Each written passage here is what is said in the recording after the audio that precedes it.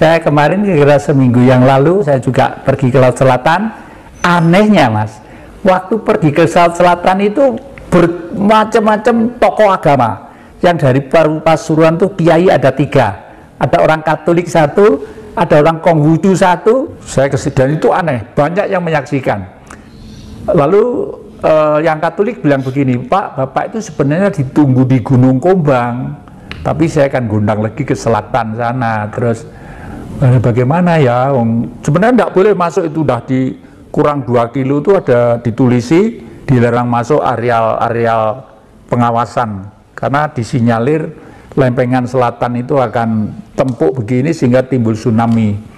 Dan tidak apa-apa, ayo jalan, saya mau disewakan ojek, jangan, nggak usah Pak, sowan ibu naik ojek nggak sopan, jalan kaki aja. Loh, yang nanti capek, nggak apa-apa, saya jalan kaki gitu ya sampai dekat pantai.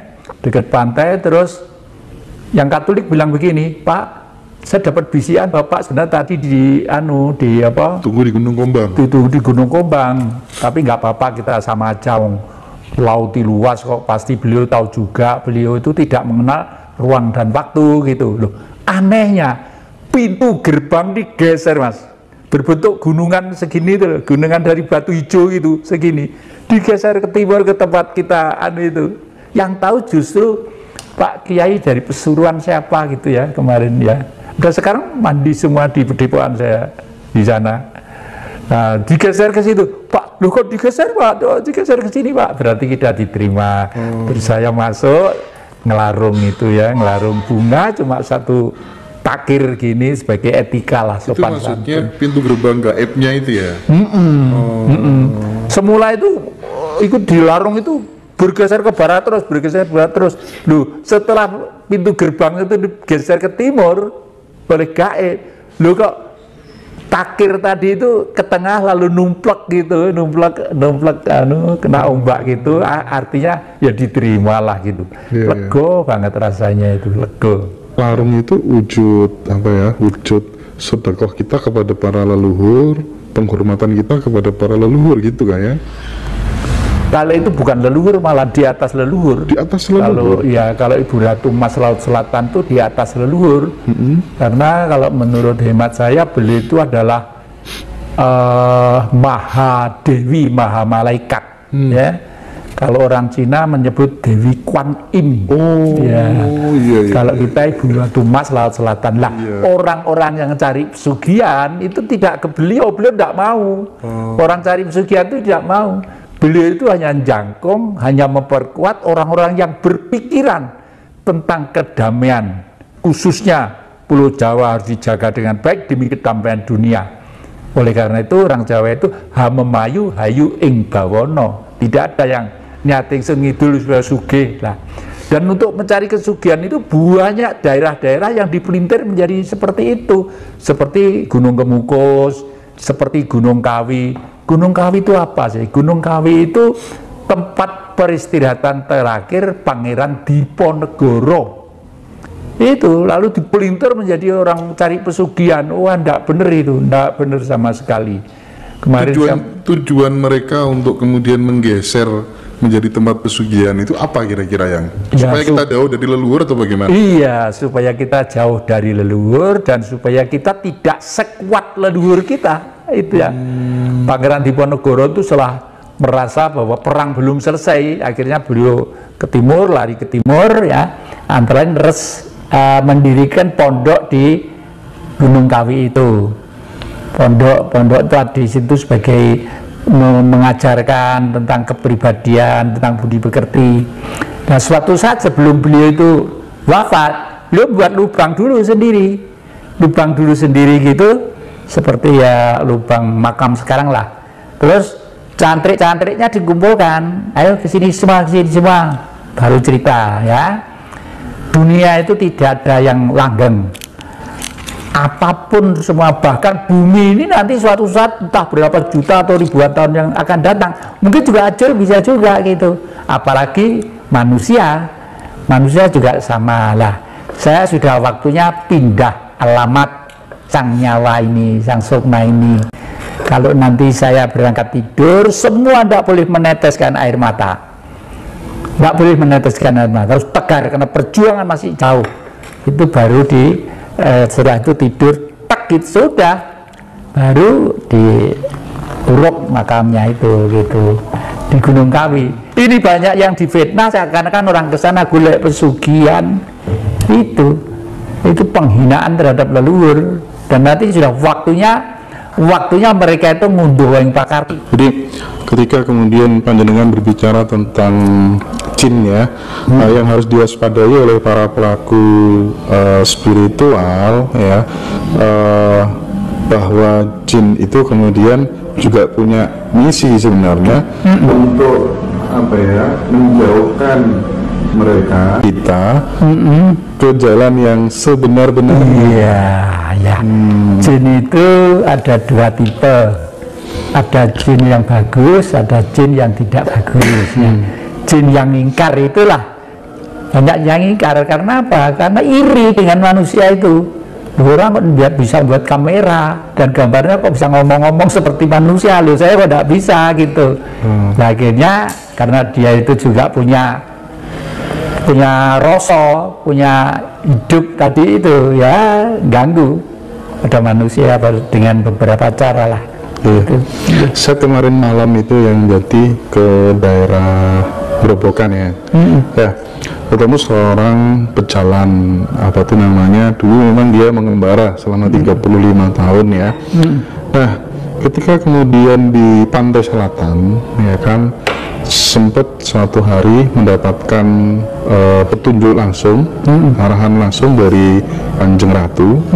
Beliau melihat mata kepala telanjangnya Kanjeng Ratu itu ternyata di sana duduk bareng Bung Karno dan beberapa Sultan Agung gitu. Kemudian memberikan sebuah nasihat kepada beliau yang berjalan ini. Persis ketemu orang ini di daerah ini tepat, dan itu memang benar-benar real. Nah, namun yang ingin saya tanyakan, kenapa kemudian Bung Karno bisa punya hubungan seperti sangat apa ya, spesial gitu dengan Ratu Pantai Selatan?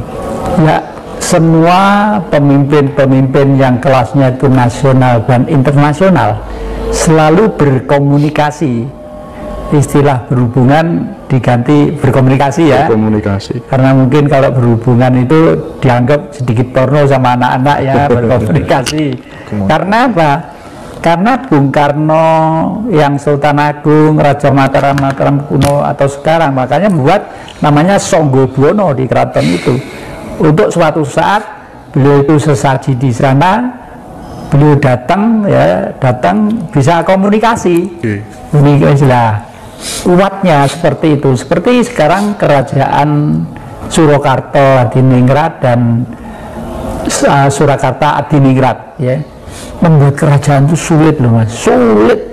Semuanya dikerjakan para empu, dan sang raja itu betul-betul manifestasi pimpinan atau leader yang betul-betul manusiawi, meskipun di era modern ini mungkin dianggap tidak manusiawi. Bagaimana?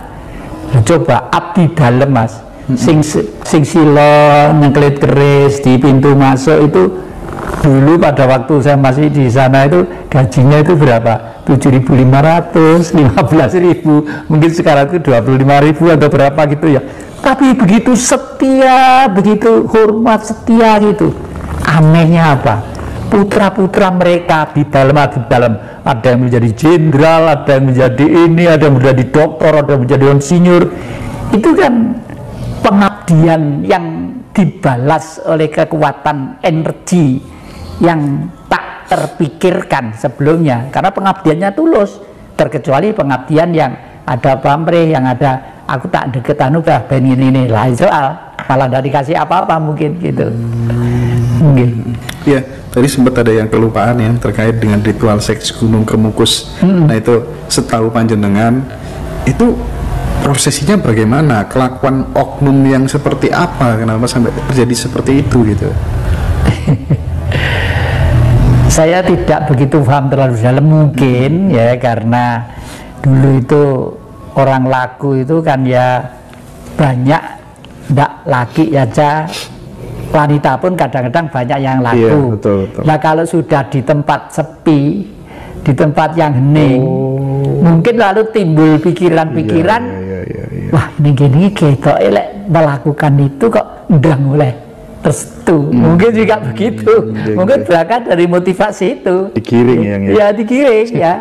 Lalu menjadi berkembang menjadi fenomena itu. Nah, ini saya tuh punya topeng, Mas. Ini namanya topeng, ini Kiai Geger. Kalau saya nyebut Mbah Geger.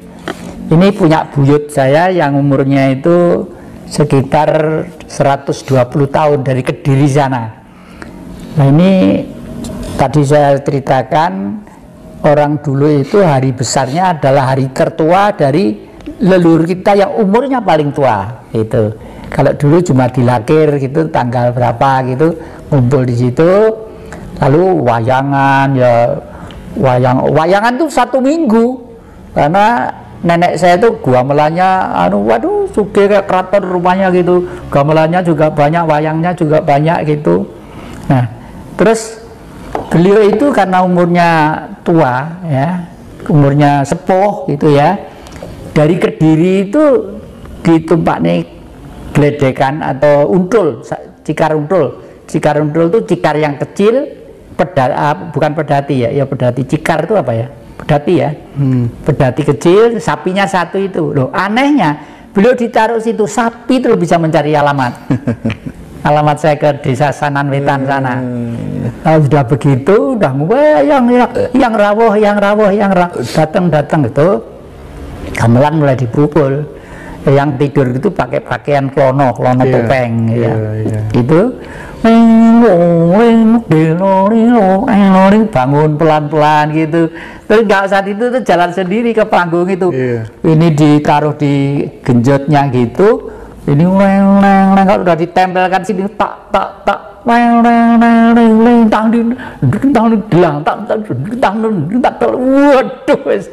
horek genjot itu bisa hebatnya leluhur kita seperti itu. Jadi perang merebut kemerdekaan itu tidak sekedar berani dadar, tapi betul-betul linambaran ilmu warisan leluhur yang